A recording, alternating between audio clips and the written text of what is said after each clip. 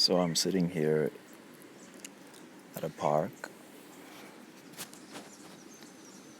It's very serene. It's sunny out and it's butterflies and flowers. There's a stream rolling by.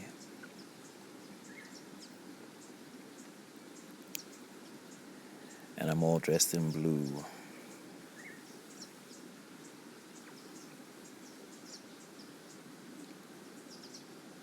And I'm really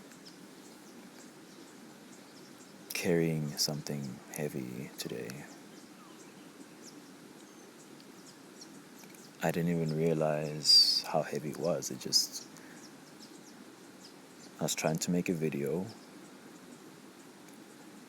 from a very objective, matter-of-fact standpoint about pain and avoidance and the truth that it obscures and how it obscured my truth.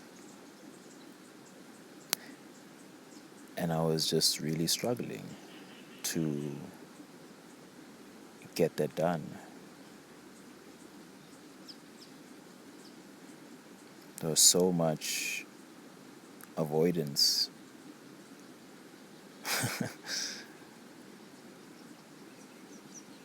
So much resistance. And the more I sit with this feeling, the bigger it grows.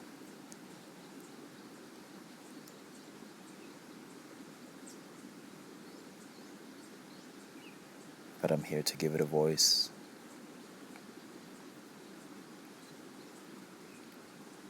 And I'm here to sit with it as long as it needs to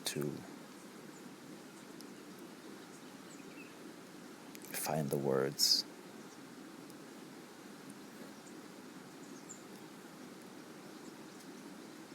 To finish what it has to say.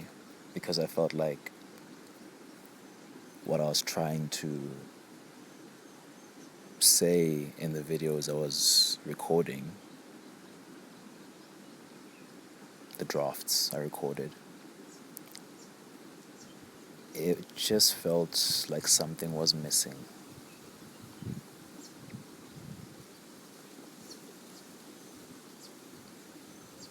And it didn't feel like I was quite doing the truth justice. And I know this is a particularly monumental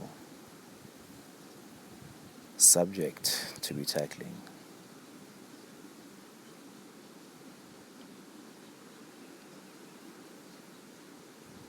Because I think it touches at the very core of my wound, which has had so many layers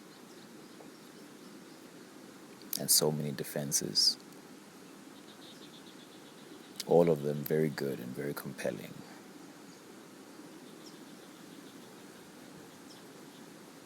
But now I've sifted through everything and it feels like I'm right there and I'm touching at it, but it's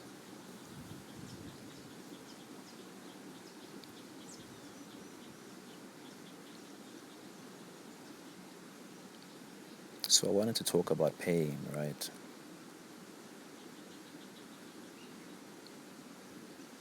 And the pain that we hold on to.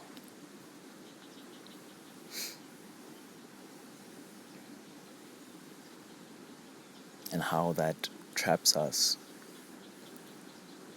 how that sabotages us, how that causes us to suffer needlessly.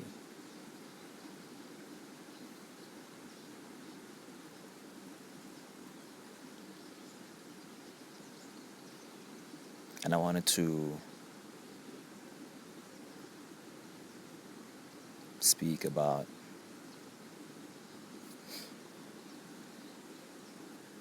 my childhood, and each time I bring that up, I can feel the anxiety that rises and just the urge to close up right away. But I'm gonna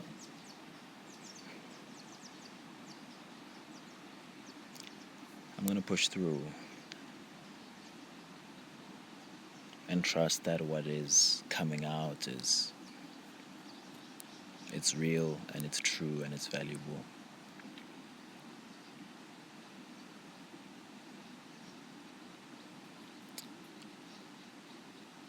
I was always a very sensitive kid. Always have been.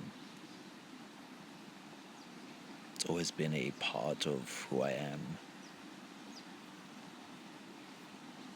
It's in everything I do. It's in the way I speak. It's in the way I think. It's in the way I see the world. It's in the way I carry myself. It's in my love. It's in my fears. I've always been a very sensitive person.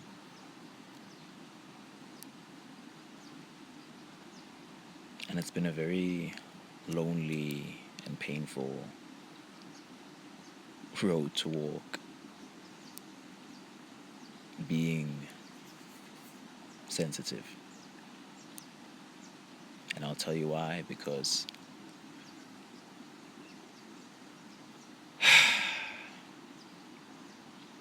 for whatever reason fate decided,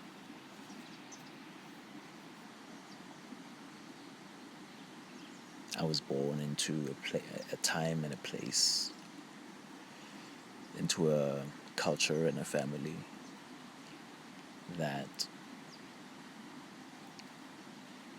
did not understand, did not regard sensitivity, did not see it as something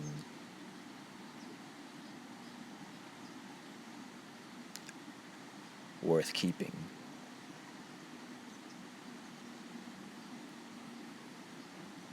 And looking back, I can really see how almost everyone in my family has a very sensitive child in them. Because when they can when they love, they can love very deeply. And most of them are very creative.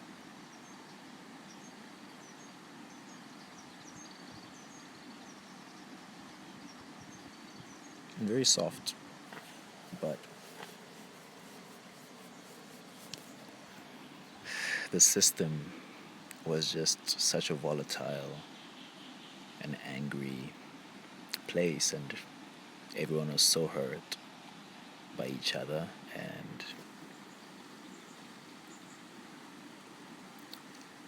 they had all hardened their hearts. By the time I was born, I was the last one in, pretty much.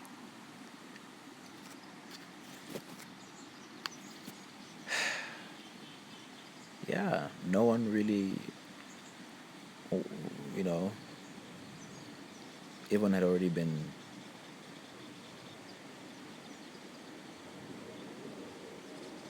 inculcated.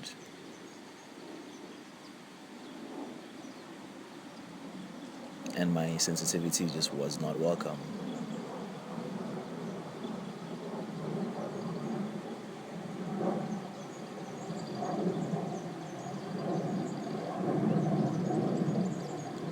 And they didn't have patience, they didn't have time for it, they didn't have empathy for it. They were practical and unemotional and hard people.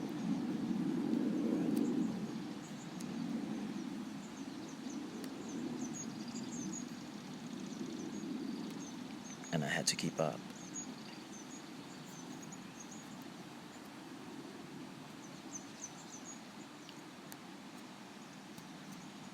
And that meant stuffing down my sensitivities.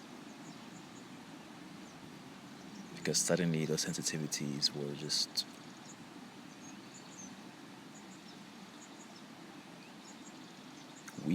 weakness, incompetence, unworthiness,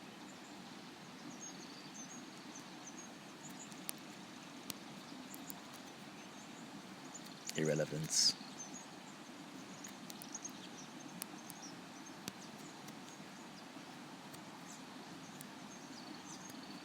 and dangerous.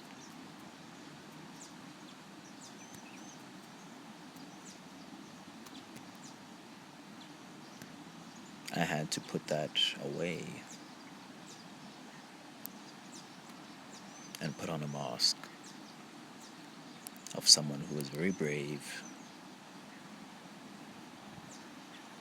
who hardly cried, who hardly complained, who hardly had any issue or needed anyone. Who was very independent and in control, very mature, very solemn.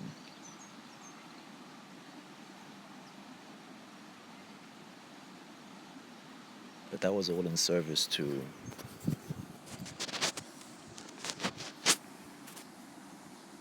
smothering my sensitivity. And it's all good and well to blame the system for what I might say it caused me to do, but the truth is that I was doing it, right? I was the one suppressing it at the end of the day. I was the one that believed it would be better hidden away.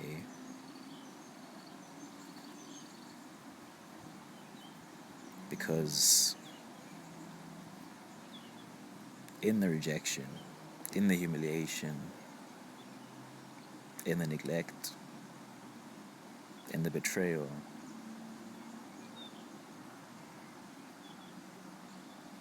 I had begun to hate that thing that was causing me so much pain, my sensitivity.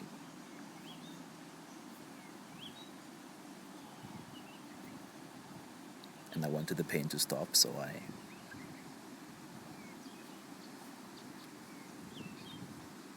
I made a logical, practical sacrifice.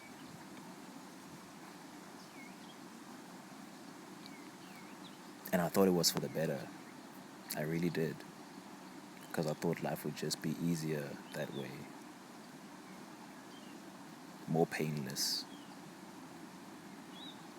Less conflict. Less anger around everywhere around me. I just thought life would be easier.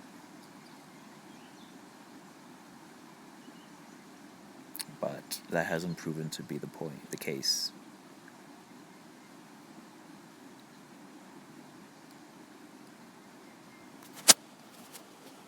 Life has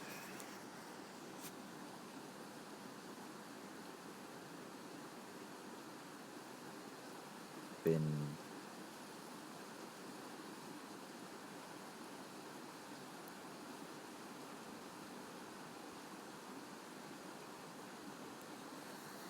something I can't quite reconcile.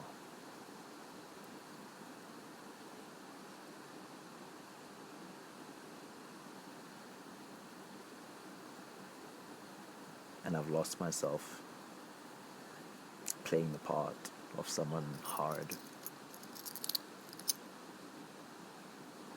I've denied such a huge aspect of myself, such a fundamental aspect of myself,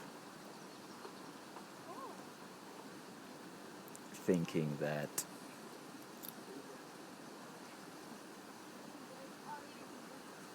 it was the best thing to do.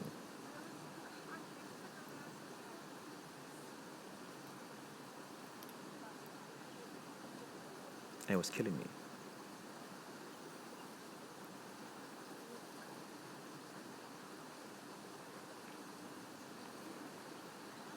It was killing me.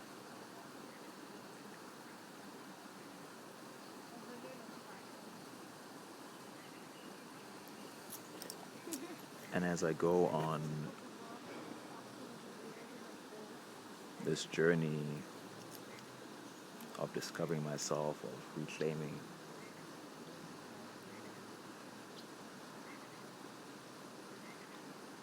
I am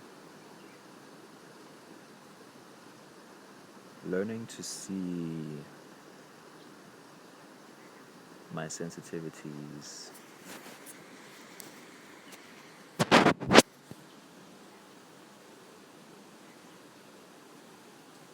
learning to just know them.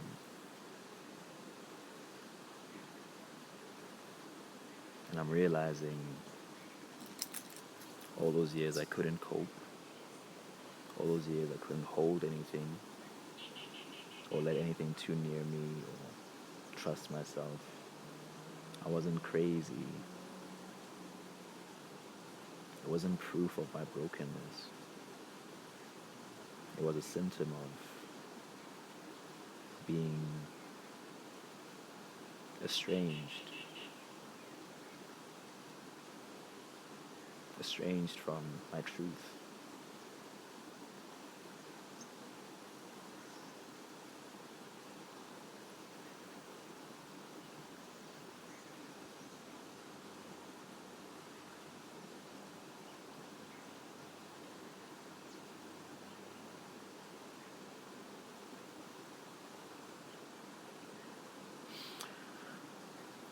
And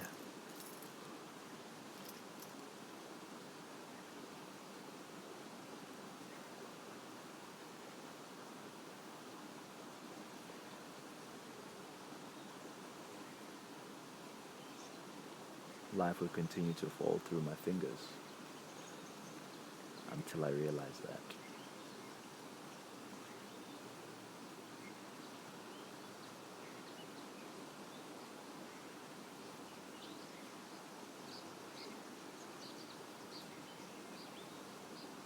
I blamed and hated myself for so long, and I could not trust myself because literally when I look back objectively at childhood, I was gaslit out of my sensitivity, because my sensitivity was a receiver for uncomfortable truths.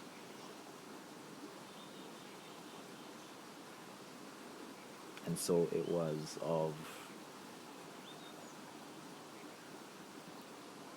great benefit to everyone to dismiss that.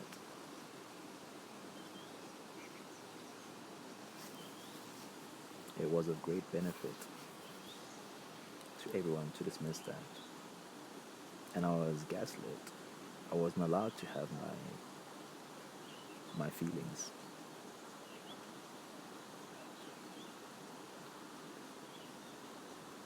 And that made me really blind.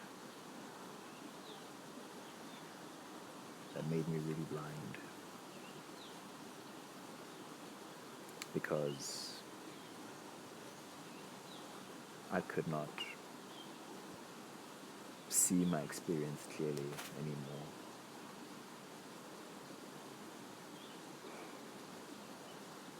I could not really reckon accurately with what was actually happening.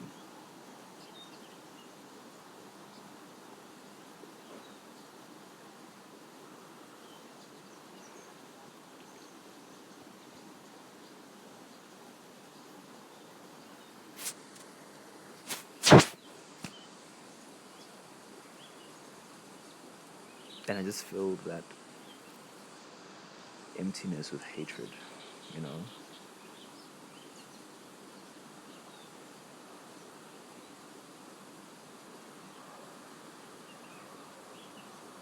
And I feared ever going back there.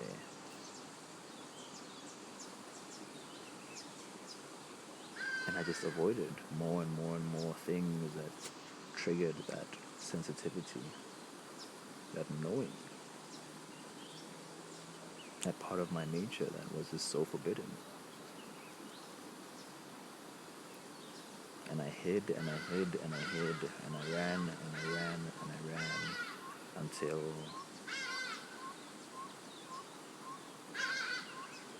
I was at the end of the earth.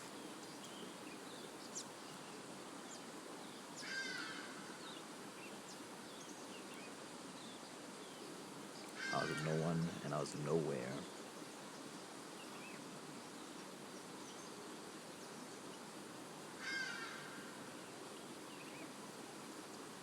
And still that nagging was inside. Still that grief, that discomfort could not be consoled.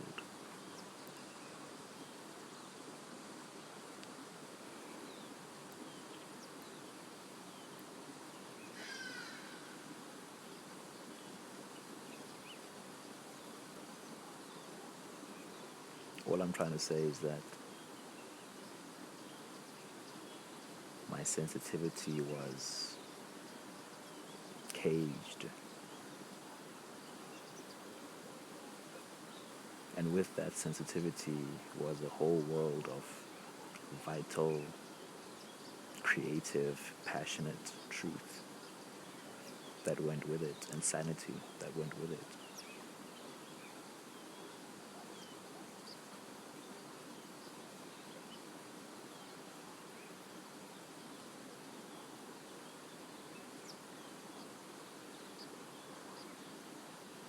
And I was suffering so much because I couldn't see it. Because I believed what I was doing, suppressing it, was the logical thing to do. You don't want to be weak, you don't want to be pathetic, you don't want to be incompetent.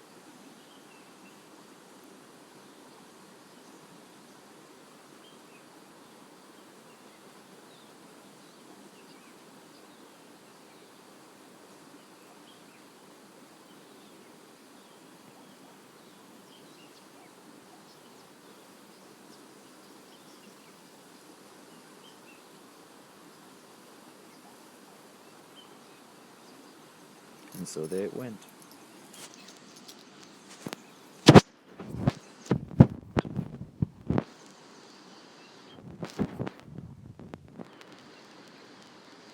And the talks by James Hollis have really illuminated this subject for me in a way that, whoa, came right in the nick of time, because he talks about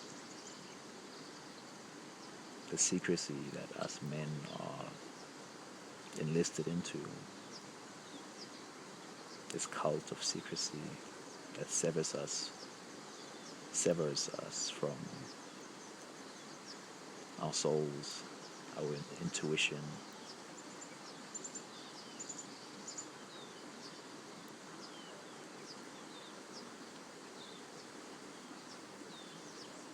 And turns us into mere functions of whatever it is society wants from us.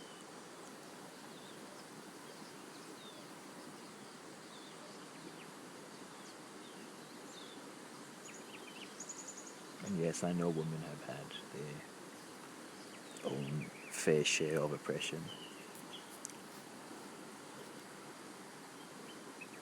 I'm neither the expert or in a place to really speak on that. But I can speak from my experience as a man and how this oppression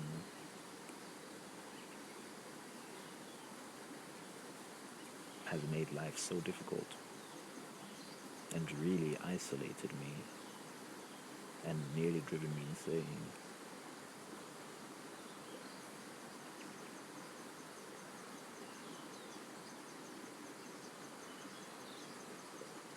And I'm seeing now, as I look back in the memories, all the times that especially my sadness about how things were, how that was just completely,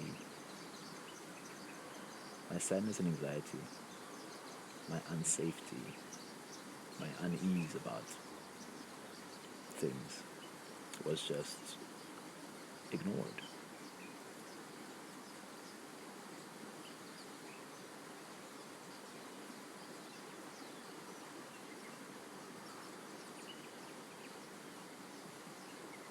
I'd be sitting right in front of people visibly suffering, and it's like they didn't have the eyes to see it.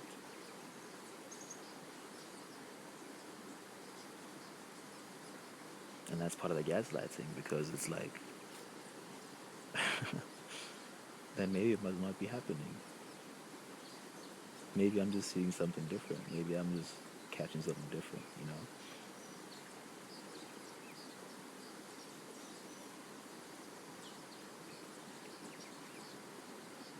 And over time, you just learn to shut that down. You learn to see it as inaccurate. You learn to see it as untrustworthy. You learn to see it as just, yeah, something to avoid. Because it's too painful there. It's too lonely there. You feel absolutely crazy there, surrounded by everyone.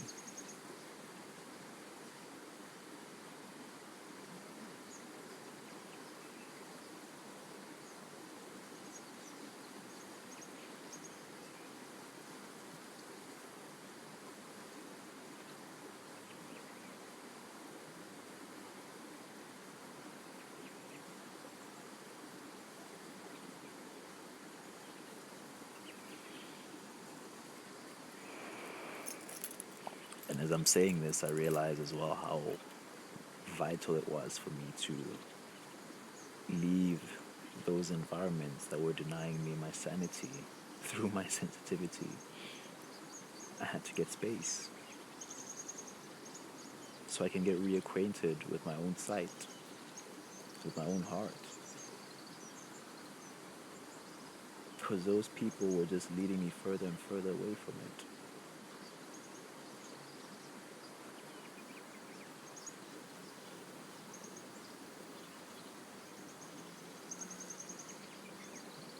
And I don't want to sound contemptuous about it. I don't want to sound blameful. I don't want to sound judgmental, because I also recognize that they themselves are victims of that system. But I must acknowledge how unsafe it makes them. And that's just an objective observation. And to have gotten out of there and started to just grieve for myself. And I remember now, I even told my dad when I first got in contact with him after almost a year. I told him I just had to get away and grieve and let it all out.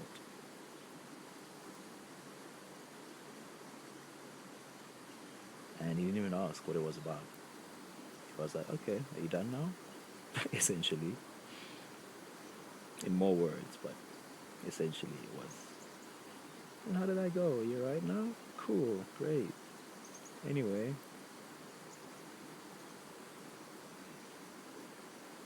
And that was it.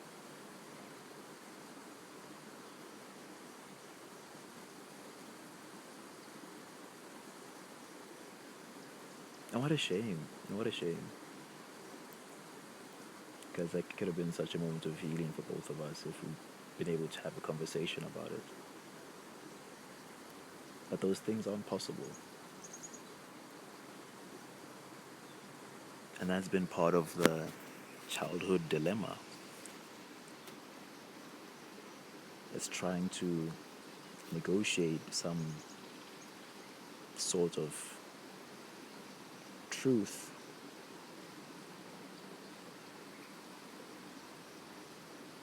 where truth is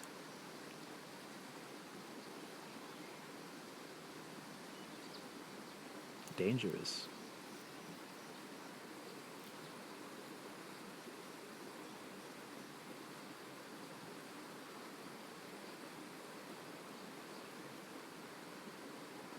And so their burden becomes my burden, becomes their burden. You know, it just goes on and on and on. James Hollis says, whatever the parent does not deal with in their own life, the child inherits, and it becomes his problem to solve. And that's absolutely been the case in my case.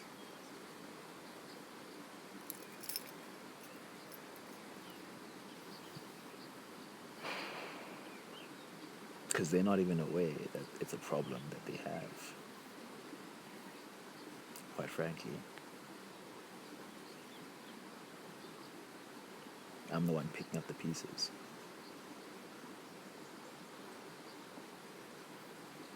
To free myself, yes. But, you know,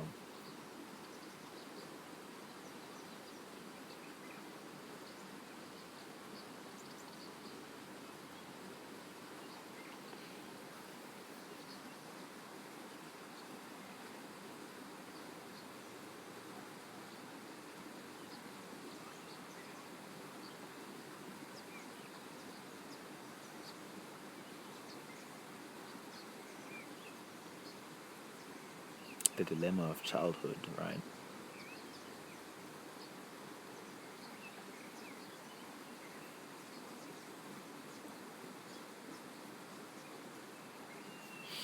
Being led away from myself.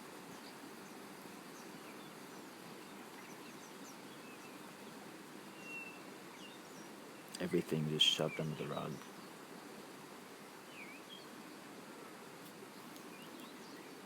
The only way to live is hard, is to live hard.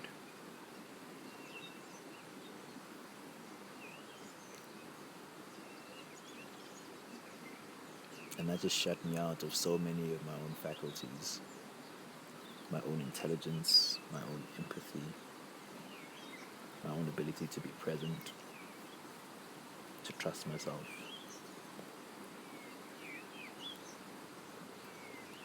All of those things had to go underground with the burial of my sensitivity.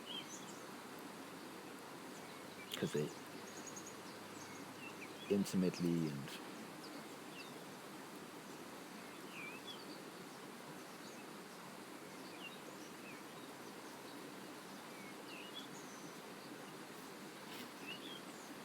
they're intimately tied to each other. They're entangled.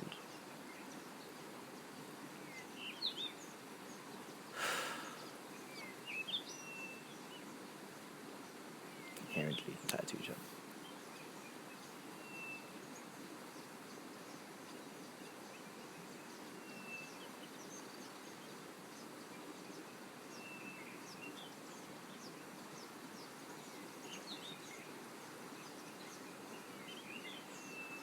And I see how my inner child has developed the pathology of avoiding people because, according to him, around people is where his insanity gets revealed.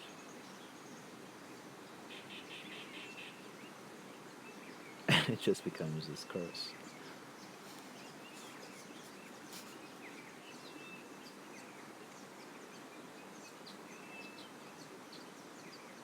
Unacknowledged, unaccepted feelings. An endless domino effect down your life.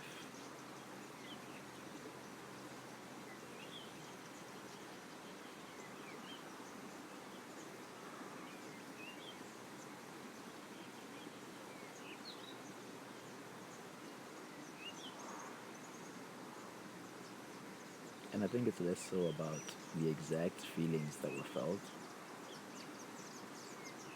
and more about the relationship I built to those aspects of my feeling and intuiting world.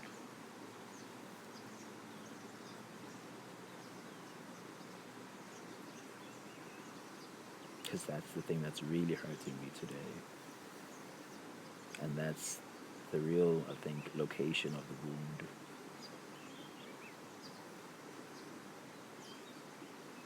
It's in the belief form, it's in the adaptation form, not necessarily the event.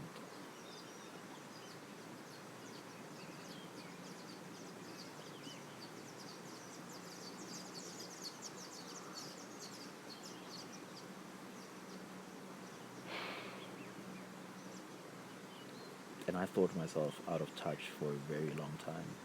I completely doubted my reality. Completely.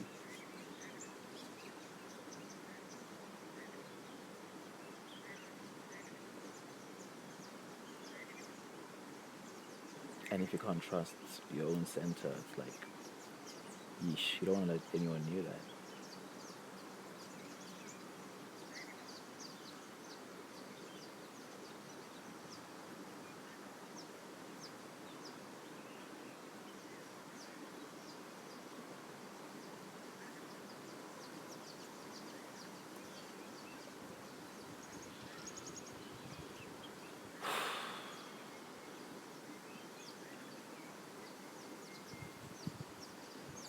And the real insidious thing about all of it, the most insidious thing about all of it, that whole childhood, is that I could not even have the dignity of my own experience. I could not have my feelings about it. I could not know what I knew about it. There was no way to survive.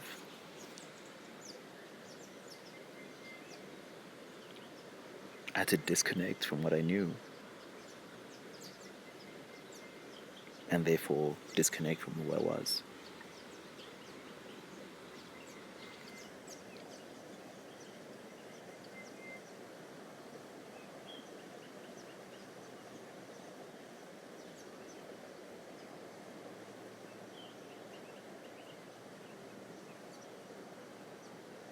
The loss of trust in oneself. Jeez. Jeez.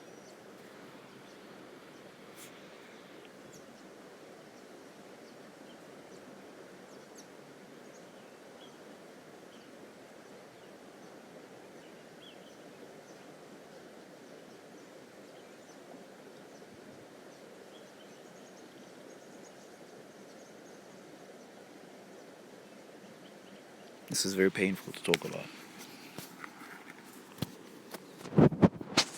It's very uncomfortable to talk about.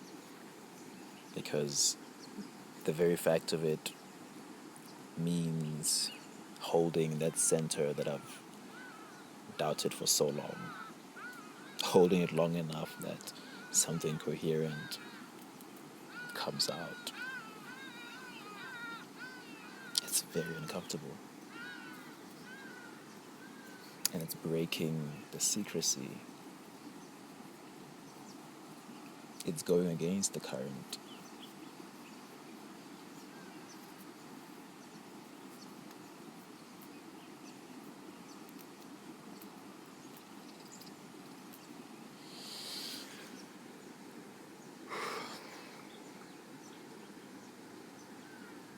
But like I said, through this pain, my very truth is at stake.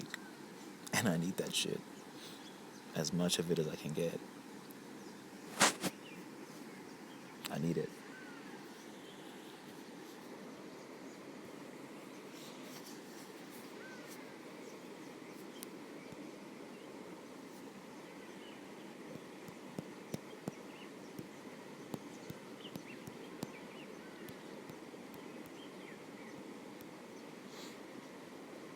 I need my truth.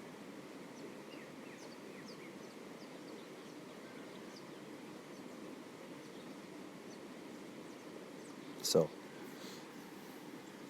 pain, avoidance, truth. And how the pain we avoid is the truth we deny.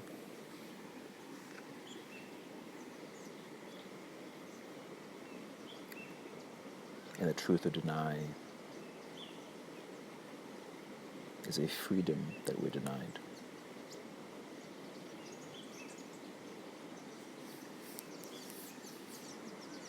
I learned from very young to suppress my truth.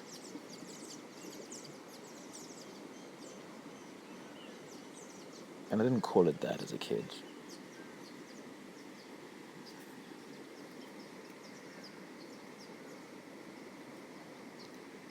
It's just my sensitivity.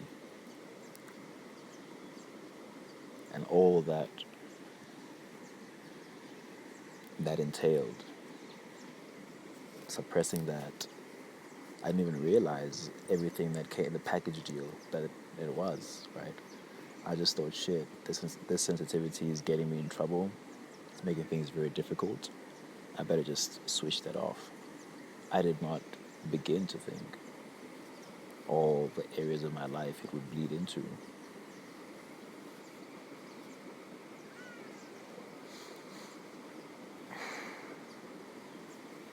All the rivers in my life I was cutting off.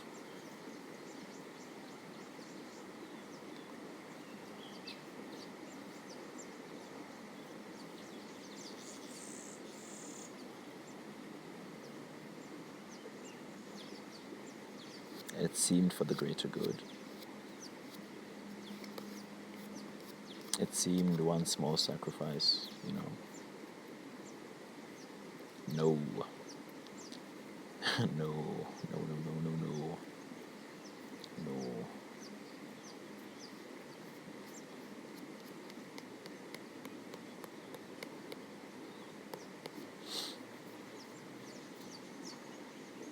And so the pain I was suppressing about, well, the pain I was avoiding about suppressing my sensitivity, it was directly and precisely the thing that was keeping me blind and deaf to my own truth, to my own potential, to my own capacity, to my own voice, all of these things, my own health and sanity.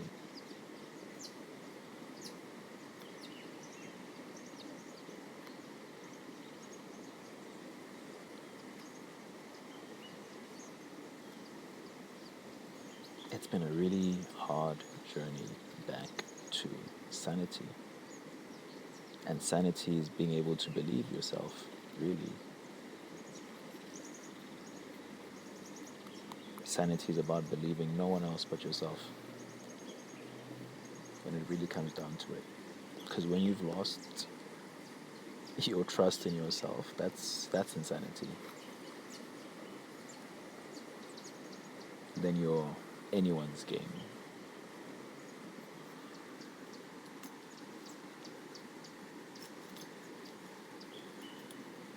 And boy, oh boy,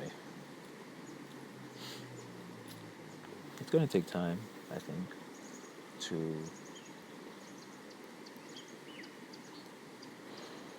regain that trust, to build that trust, to be able to sit in that trust, especially around other people.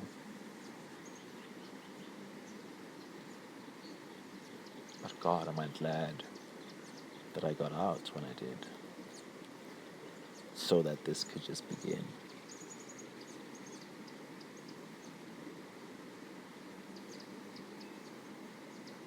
And now that I see it, I wish I would have gotten out 10 years earlier, but that wasn't exactly possible.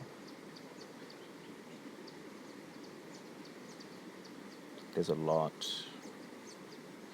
to reclaim.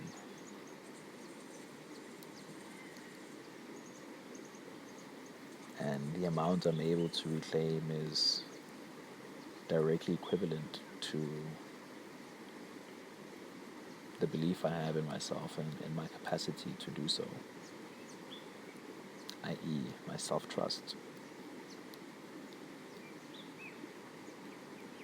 So as my self-trust grows, the more I'm able to heal, the more capacity I have for the abundance in my life and the love in my life.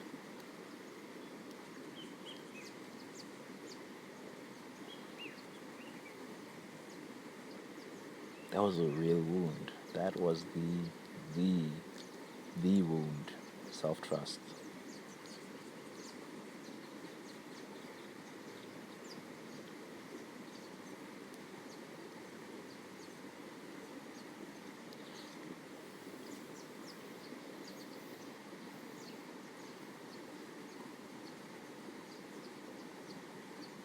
I think about my stutter as a kid and how that was like a primal embodiment of that conflict between what I know and what I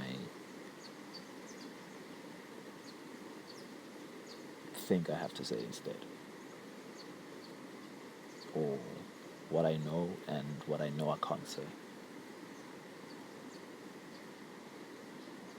or just what wants to be spoken, and the vow not to reveal yourself.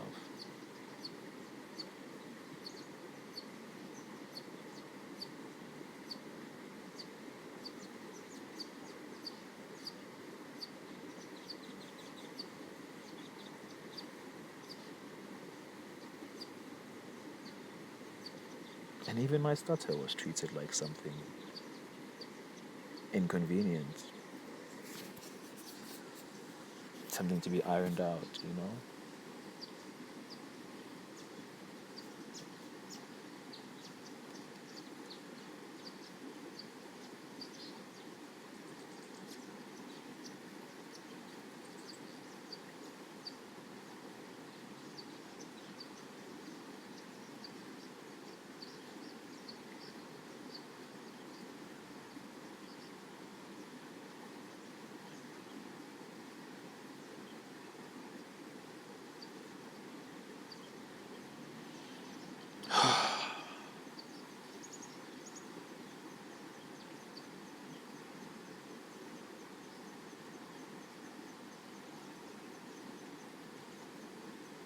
So, what does my sensitivity look like?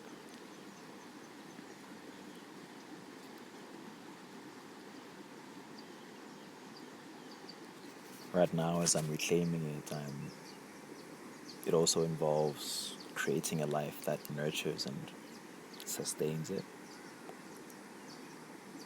So, I might have mentioned that my sensitivity involves my intelligence, my intuition, my insight, my creativity, my passion, my love, and the kind of environment though that needs is an environment of slowness, just a slow pace, simplicity, kindness,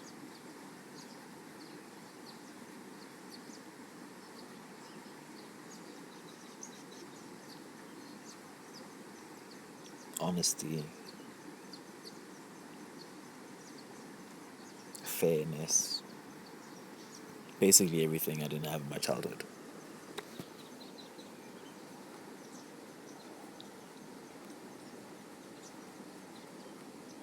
But creating a life that my soul can thrive in, that I don't have to be climbing up all the time and bumping against things just to try and exist, and heal. That as much as possible, I'm providing the conditions that help my soul heal.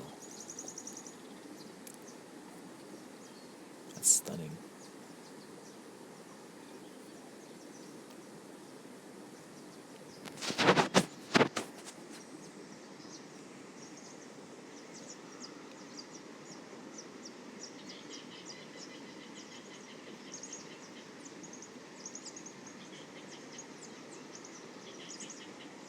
Yeah, I don't know what to tell you. Like, I was just born with a fucking boner for the truth. And what a sick joke that. Yeah. What a sick practical joke that I couldn't just get my boner satisfied, you know? But now I am.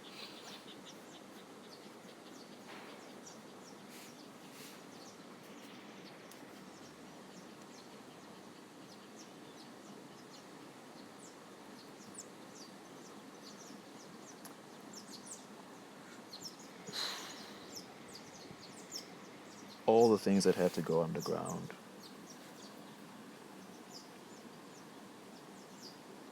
All the things that had to go into hiding, into exile.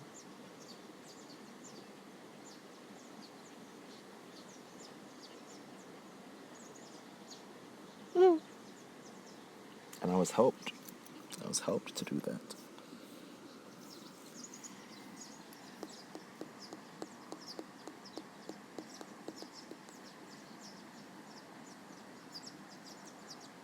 And that's why I had to get away.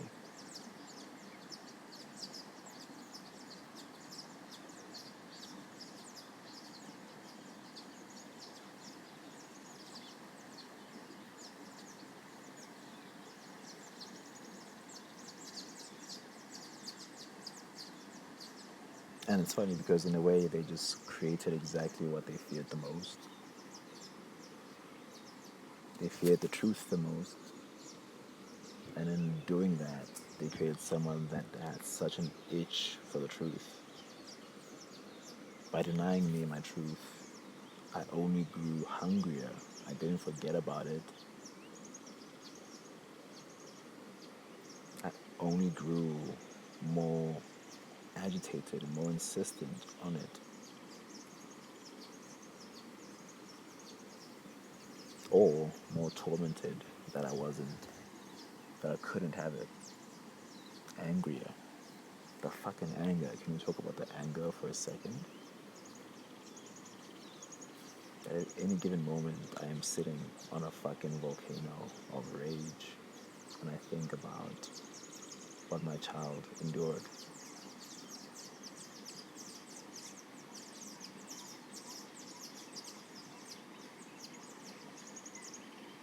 I could strangle all of them, and I can fucking burn that place down with all of them in it. Makes me so angry. The incompetence, the lack of empathy, the lack of care, and then the audacity to call it love.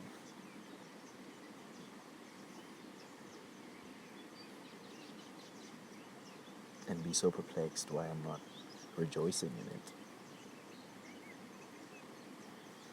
and thriving.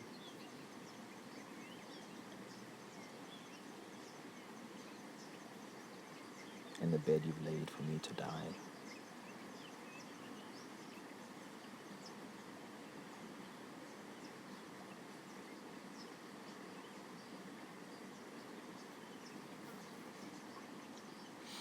The father tries to kill the son by suppressing the change that he brings, the truth that he brings. Because that directly means the end of the reign of his ideas, his delusions. And the son tries to kill the father. All the lies, all the control. Under Satan's shadow, fathers and their sons, sons and their fathers.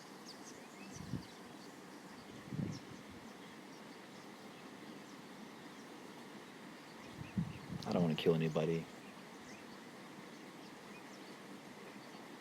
I don't much care for the revenge or I don't know. I just care about getting my soul back. Like, legit, just give me my soul back and that's it. We're good. Fuck.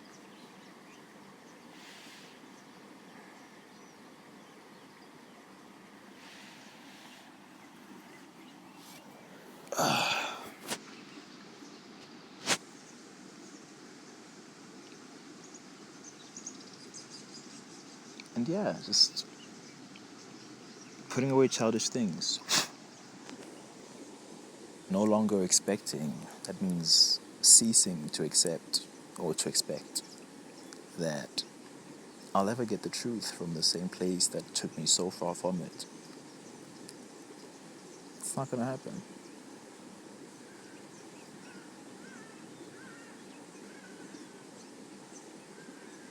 It's not gonna happen.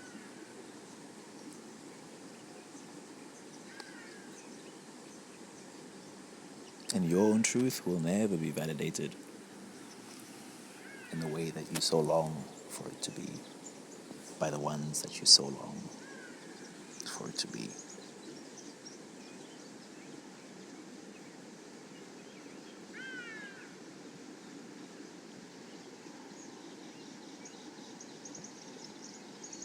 They're the ones that took it.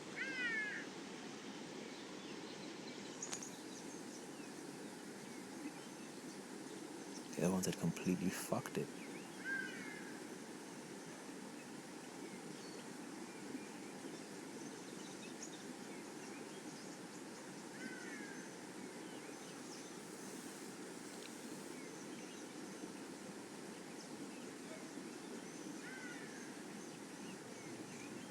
And maybe one day I'll find a way to speak about this with a more of a tone of compassion and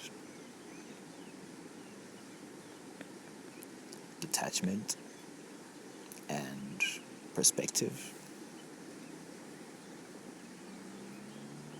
As a old and wise James Hollis speaks of his well-intentioned but deeply flawed family.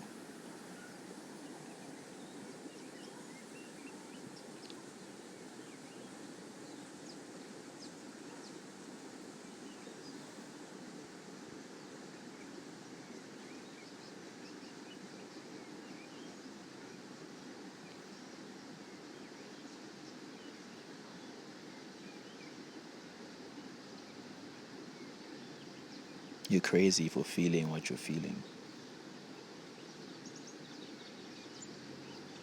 for knowing what you know, because no one around you is reflecting that to you. No one around you is reflecting that truth to you. This apple suddenly looks very tasty.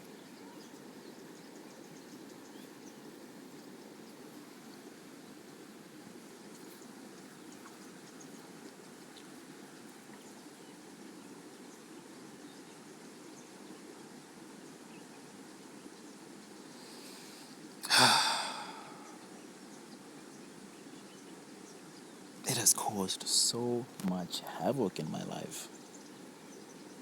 So much fucking dysfunction.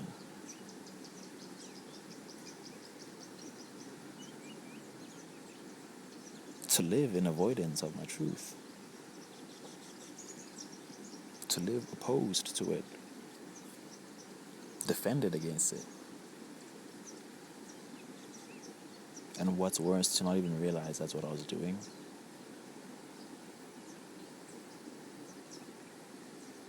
Because I've been doing it for as long as I can remember.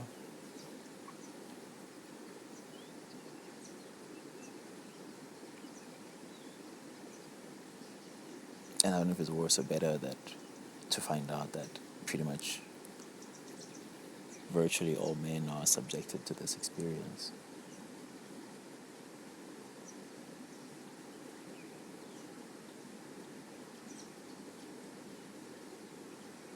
Fucking sad.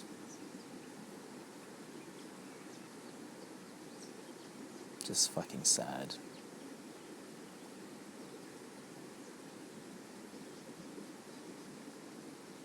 And it makes me want to cry in ways I've never cried.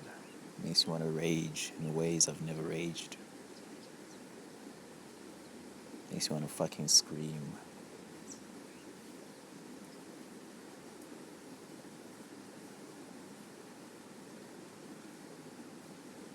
For all the silenced little boys, severed from themselves. It makes me want to scream.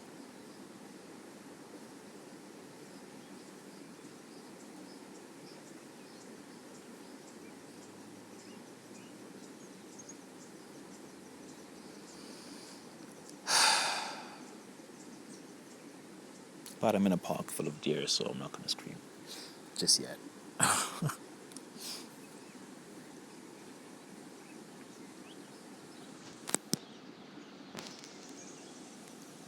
Instead, I'll write and I'll speak and I'll express this however I can.